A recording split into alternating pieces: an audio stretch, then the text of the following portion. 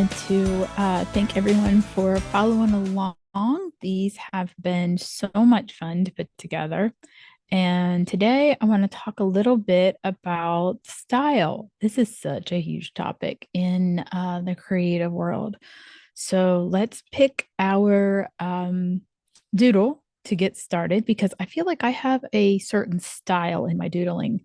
If you look back on them, I think they all look a little similar, and we'll talk about that. So, our handy dandy want to draw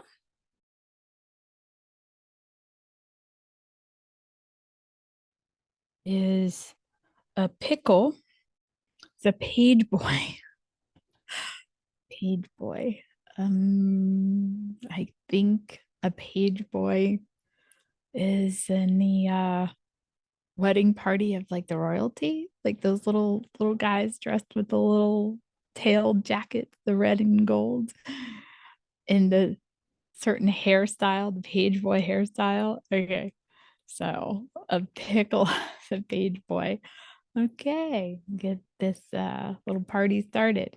So funny. I love making homemade refrigerator pickles and getting like the little mini cucumbers in the summer to make those. But my husband doesn't like them because he thinks they still taste like cucumbers and he hates cucumbers. I can't win and make them because I'll end up eating them all. I still do. I still make them, but they're so good. They just are so good. I'll continue to make them. I like them. So pickles. Oh my. So yeah. So this style I feel like is very loose and frilly and reminds me so much of my mom. My mom can draw like this. And she always would draw things that were in her mind and like what she thought, especially children. She loves illustrating kids and women that look like in their Victorian era because she likes drawing the little edges very roughly. And I I feel like when I start to doodle, it just emulates. Is that the right word? Emulates. There we go. The style my mom had. And I'll have to try to find some pictures that she's drawn. She drew a series of little girls, and then I made a pattern out of them because I wanted her drawings on something. And I'll have to find that. And I brought them into my Procreate program and added some colors, and just her style is just so cute. And it reminds me of just growing up when she would draw, just like mom draw a cow or mom draw a girl or whatever. And she would draw, and it would always look like that little pencil or pen squiggly line style. And so I find my doodles looking like her work. And it's just, I don't mean it to be, it's just a style that happens to just come out as I'm drawing. So that's why I wanted to talk about how people are on a constant search for their style and what it's supposed to be and what it's supposed to look like. And I don't think that we land on something specific that is like concrete, solid. This is your style, and this is the only way that you're going to create, or the only way that you're going to create a business. You're allowed to evolve, you're allowed to explore and try new things and add new things to your repertoire. You don't have to just stay in your lane. I hate when people say that because it's just no fun. There's no reason in the world that you can't take something new that you've learned and develop it into something that is you. And that is part of evolving and growing and developing. And I mean, if everything stayed exactly the same as you started, that would be horribly boring. So your style is going to evolve with all the things that influence you at that time and the people that you meet and the things that you do. And that's how your style, ebbs and flows and transitions into representing you. So your style isn't just one thing or one way. And I think that if we explore different um, ethnicities and cultures and diversity, and really looking at how you're drawn towards either a pattern or a set of colors, or maybe it's something in their heritage that someone celebrates, and you just really get a lot of joy in learning about it and participating. That's going to develop you and your style, and that's wonderful. That's what you need to do. So if you're not in an area that has those opportunities, that's what your libraries are for. Go research. And, you got a library in your pocket, I guess, you can Google stuff and look things up, but explore diversity and see the things that you are drawn to in other cultures. And this is a wonderful Pinterest activity, is to create a private board, make your board secret style, and just start pinning everything in different cultures that draws your eye. Maybe it's a color palette, maybe it's a celebration, maybe it is something in their clothing patterns, maybe it's a certain hairstyle, maybe it is like I said, a celebration and the things that go along with that celebration, like the accessories or the decor that they use, or even the music. If something has got an amazing tempo, and it's fast, and it's vibrant and loud, you can translate that into pattern and color, and just really immerse yourself into a new culture and find what you love about it and explore it. That's going to really help you develop your style. You'll just take a small, bit from that and translate that into your work or your business. Maybe you'll find out that there's a celebration that you would love to highlight and you could honor and, create something around that. And just, broaden your mind and your outlook and see what you can do to celebrate things on a more global scale. And that's going to really help you define your style. And then another way that you can develop your style is try new techniques. I know that when I started drawing digitally, it's been about 5 years now, I think, on a consistent basis. Before that, I was painting mainly with acrylics, and I didn't really explore or take classes for anything else. And since then, I've taken oil painting classes, and I've taken a watercolor class, and I've taken a landscape class, and I've taken tons of classes online where they were, print making and paper collaging and jewelry making and hand building with pottery, and just see what that does for your style, because you're going to look at, these two-dimensional or three-dimensional things in a whole new light. Maybe you are um, someone that works with clay and porcelain and pottery. And now you see that you could take those shapes and you could draw those out and make a beautiful fabric pattern to accompany some dishware that some dishes that you're creating. And you would have a print and your three-dimensional pieces. So just explore different techniques and different materials to expand your style and textures and treatments. And again, pin everything on this board, your style board, and see what comes of it, see what develops, see what you can do with trying to look for new techniques. Maybe you don't have the funds. I can't afford to invest money in tons of new materials this year. I think this is the biggest investment of materials, where I got a laser last year so I could take my drawings and make three-dimensional products out of it. And then I tried new paints, new acrylic paints, Golden brand, and never done that, with some new classes that I was taking. And that's been amazing. So you never know what you can do with new materials, but you can also research them on YouTube, for example. So look on YouTube for people using new materials that you're interested in, to see if, okay, I do want to try this. I do want to learn how to crochet or knit. I don't know how to do it, and I would love to have a machine because I think that would go faster. I'm terrible about being patient with, needles and hooks, but I do want to learn that. I need to learn the basics, but I love watching tutorials. I'm like, "Oh my gosh, they make it look so easy." And, I can start here. I can start with a little bit of, beautiful yarn and one crochet hook, and I can learn to do a square or whatever. So just, explore. Take a moment. If you're scrolling mindlessly on the internet, take a moment and research some new techniques and new materials and see what you can find. Or go to a new bookstore that you haven't been to. There's so many great used bookstores around here. And I thought I talked about those last week.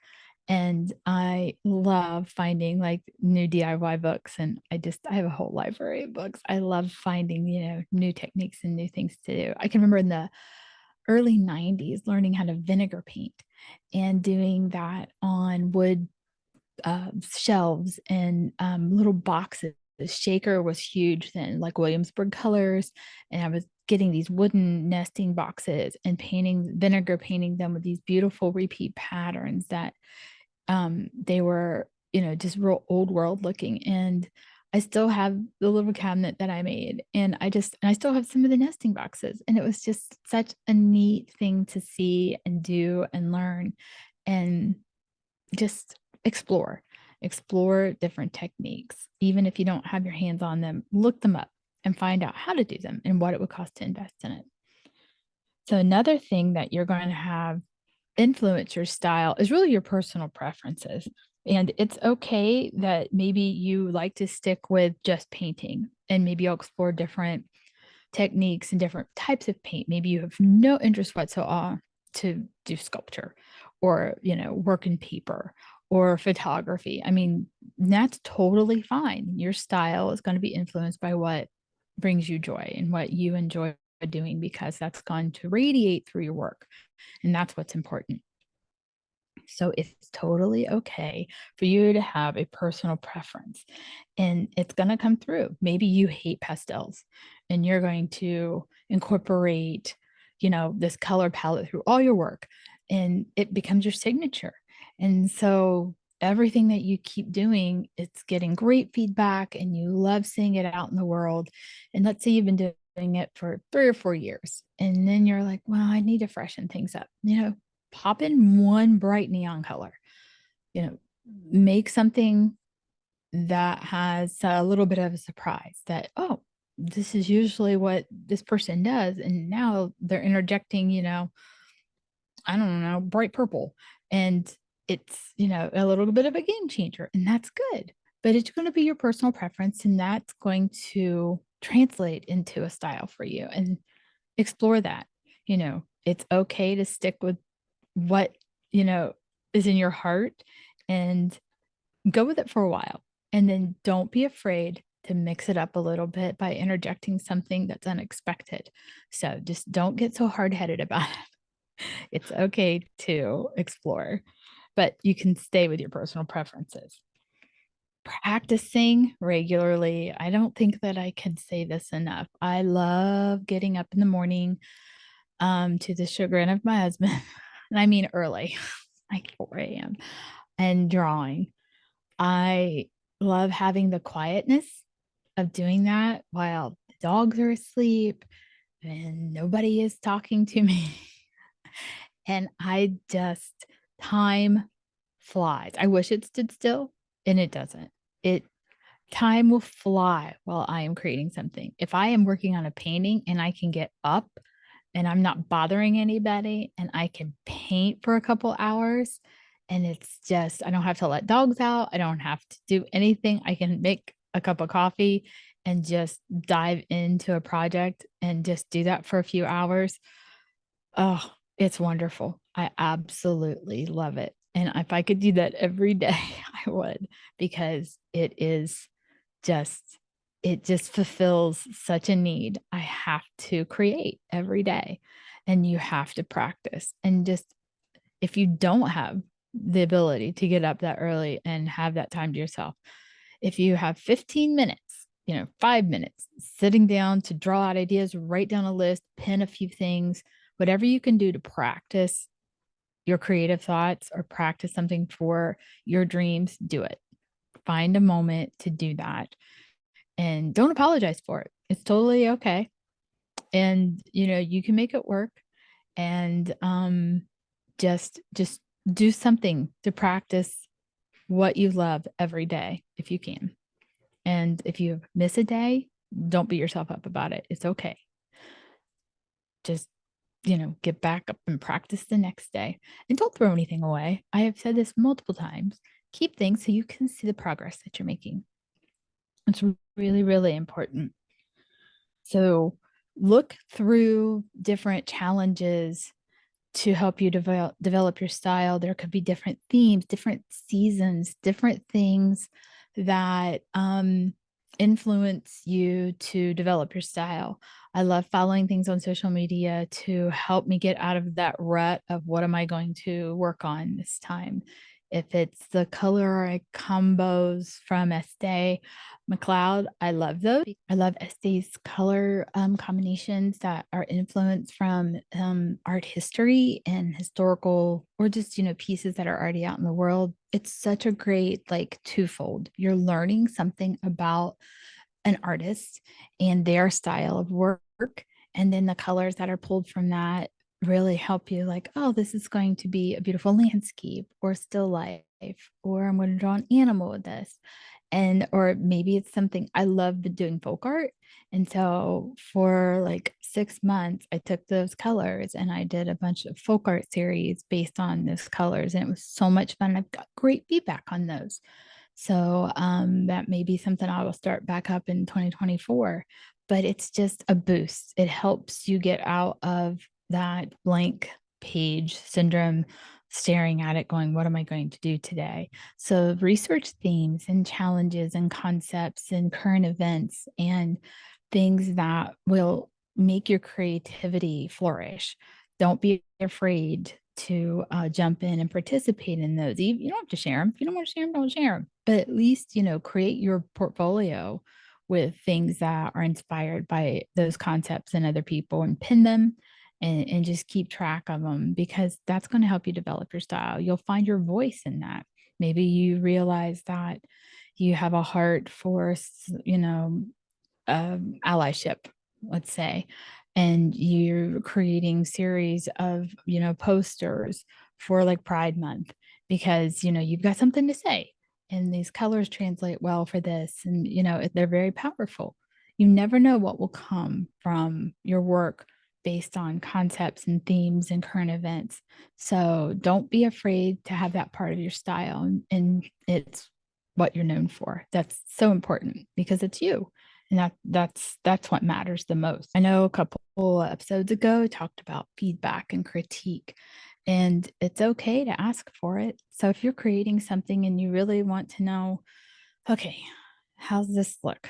And just be ready. People are going to hate it. People are going to love it. People are going to tell you, I don't like this color, change this background, put an outline around this, do this in, looser style, tighter style, who knows? But if you're going to ask for feedback, be ready for it because you're going to get it. And if you don't have a huge following on social media, then ask your friends and family, or, ask people at work, ask the art community. There's tons of Facebook pages that are groups that you can join. They don't cost anything. And they're people that are interested in what you are. And, business communities. If you've got a business and you're, wanting to run a special or create a new menu, share it in a community that you can, ask for feedback in. And if you're afraid someone's going to steal your idea, you can like kind of hide some of the important things, but you can just, a simple concept and share and see what people think. And it's good to get feedback. It's okay if it's negative, everything is a lesson learned. So it's something that you're still going to want to have, and don't be afraid of it. They're my cats. They don't like that feedback. They're back there hissing at each other. Okay. The other thing I want to talk about is the evolution that I mentioned at the beginning. You're going to evolve. Your line art's going to change. Your mark making is going to change. Your color palette will change. How you draw something is going to change. The more you practice, it's going to evolve, and be open to that. And you want it to be something that grows with you, and that's good. So it doesn't have to be an end all be all that nothing, stays exactly the same. You don't be afraid to evolve into something, because that's part of style. You know, of course, there's going to be those traditional things that you're going to hold on to, but don't be afraid to make things your own and then watch them change as you develop. So don't hold on. Everything's not so precious. it's it's okay if it changes a little bit. And it's also pretty important to look back and study your work. I think that it helps to look where you've been and where you're going, and don't be so hard on yourself when you've seen some growth. Like, oh, I can't believe I put this out in the world, 2 years ago. Look how terrible this is. Don't do that to yourself. It's, again, okay that you're going to evolve, but you do want to look back. I think it's really important to see where you're at now. I love that. That's why, as a parent, you keep stuff that your kids drew. I just got a letter from our granddaughter, and she had written grandma and grandpa across the front of the envelope, and it went down the right side. And I'm like, I will never throw this away. It is absolutely darling. We're writing a book together. So she's put the book together and mailed it to us. And we are writing and starting like some little drawings and then going to send it back to her. And then she's going to continue the story and drawings and fill things out. And we're going to do this together since we live so far away. So she wrote the cover and stapled all the pages together and drew a picture inside and then put it in the mail. And I just love it. It's so cute. So I'll be anxious to share that as this develops, because this was something Franny wanted to do and I loved it. So we were doing that together. And again, go back through history. When you're studying yourself, go back through the history of art. Maybe there's a certain age or, era of art that you really are drawn to and you want to learn more about it. Investigate that, get books about that era and the artists that, transformed that era in art history. It's fascinating to learn about, how they did things and how they painted and or how they created and what developed from there. Everything has not been done because you haven't done it. So just realize that what you're going to develop based on your love of art 100 years ago, it's not that you're copying it, you're developing it into your own style. So just be influenced by the people that were before us, because they're not you and you're not them, and you're going to have your own spin on it. So it's okay to practice a modern impressionistic look with your hand, because it's not going to be identical. I mean, there's some people that can make exact replicas, and the computers can do that too. And, I guess there's a time and place for that, but try it in your hand and how you translate that. And that's totally fine. You want to do that to develop your style. So try to be consistent with being forgiving with your mistakes. It's not going to have to be perfect, not going to have to be precious. It's okay that you want to be influenced by what's happened before.